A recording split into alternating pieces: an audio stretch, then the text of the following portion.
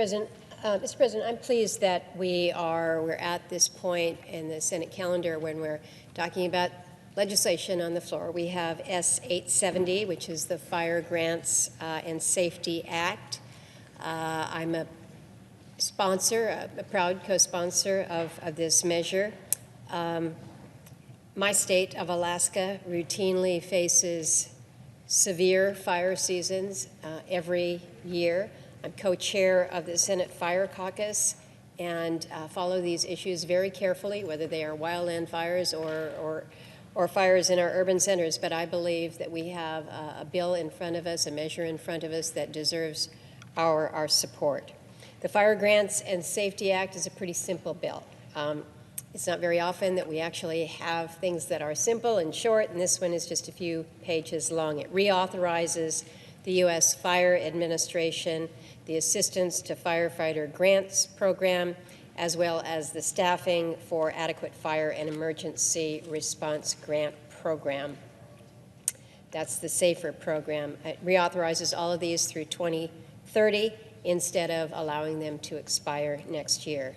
The Fire Administration's authorization is increased slightly, but the rest are basically straight extensions here.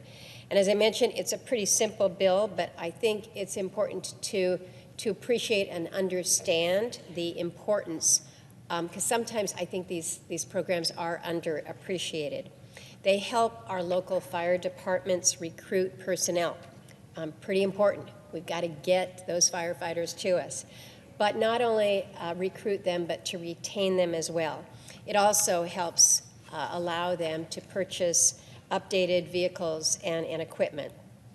They also help our fire stations by providing for safety and rescue training as well as health screenings. The Fire Grants and Safety Act is also a very timely measure, and not just because we are looking at these programs nearing their expiration date, but our U.S. Fire Administrator has reminded us that America is still burning, was the quote. Last year, fires destroyed over 1 million structures and over 7.5 million acres of land across the country. Again, in the state of Alaska, it is not unusual that we have 1 million plus acres burn each season.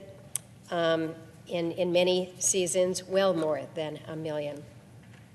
But in addition to dealing with the impact to the lands and to structures that are on them, it is the safety issue that comes with fighting fires. Approximately 2,500 people, including 96 firefighters, have died because of these fires. And again, as we are seeing wildfires become larger and more catastrophic, the danger that it presents from a health safety perspective, but also the devastation and impact to the land becomes that much greater. In our state, in Alaska, our geography and really our lack of core infrastructure oftentimes makes it harder to respond, sometimes really not possible at all. But you've got wildfires that can start hundreds of miles from a road system, difficult to deal with.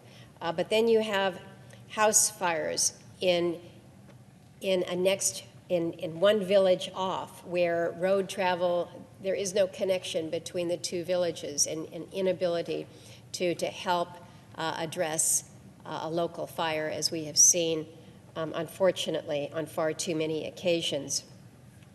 Just last month, the Kennecott-McCarthy's Volunteer Fire Department received $77,950. Doesn't sound like a lot in terms of the dollars that we talk about here on this floor, but it was $77,000 plus to support recruitment and retention of firefighters. They were able to utilize FEMA's SAFER grant program. Again, this is a program that's going to sunset this year. But let me put the Kennecott-McCarthy Volunteer Fire Department into context. This fire department is over 300 miles from Anchorage, the large city there. That's about a 7-hour drive in good weather, and I would challenge people, most times getting into McCarthy doesn't make any difference what the weather is. The road is tough enough that it is going to take you well more than 7 hours. There's about 42 people that live in McCarthy, Kennecott area year-round, but in the summertime you've got a growth in population when tourists are coming into the area and folks who have cabins and properties who like to spend the summers out there. So it can grow to over 1,000, 1,200 people in the summer. It serves as the gateway to the Wrangell St. Elias National Park, so an important tourist destination for us. This little town hosted over 65,000 visitors last year.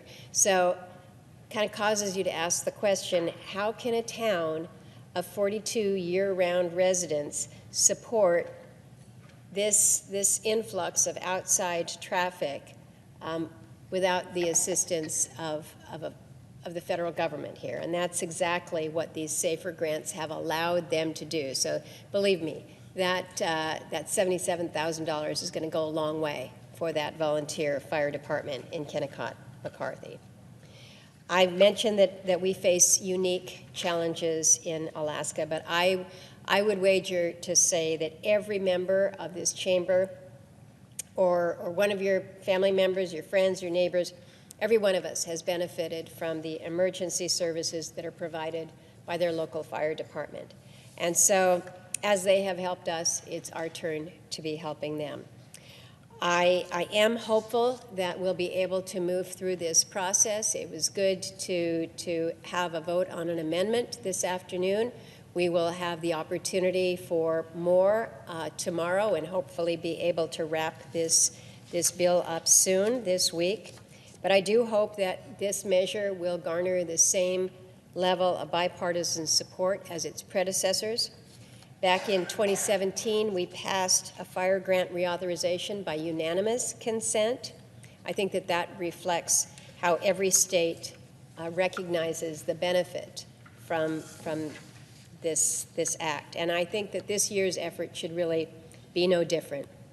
The Fire Grants and Safety Act has garnered widespread support. We've got organizations and groups like the International Fire Chiefs Association, the National Volunteer Fire Council, Congressional Fire Services Institute, National Fallen Firefighters Foundation, the International Society of Fire Service Instructors, as well as the International Association of Firefighters. So great support from these very important organizations.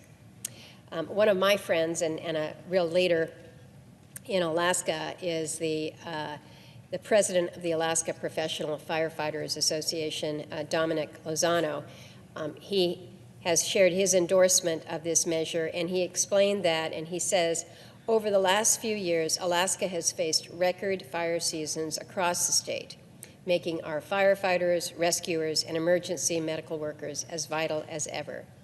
And whether the fire takes place in urban or rural Alaska, our rugged terrain and harsh climate can make emergency response far more difficult.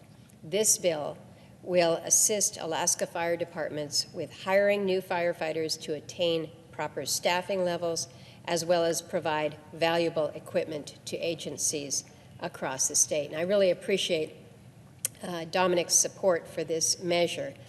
I tell you, I think we know that our firefighters have an extraordinarily difficult job, a dangerous job, a job that tasks them every day. I had an opportunity to participate in a VIP day where we all got donned on the turnout suits and had the hats and had the opportunities to see how the jaws of life actually worked.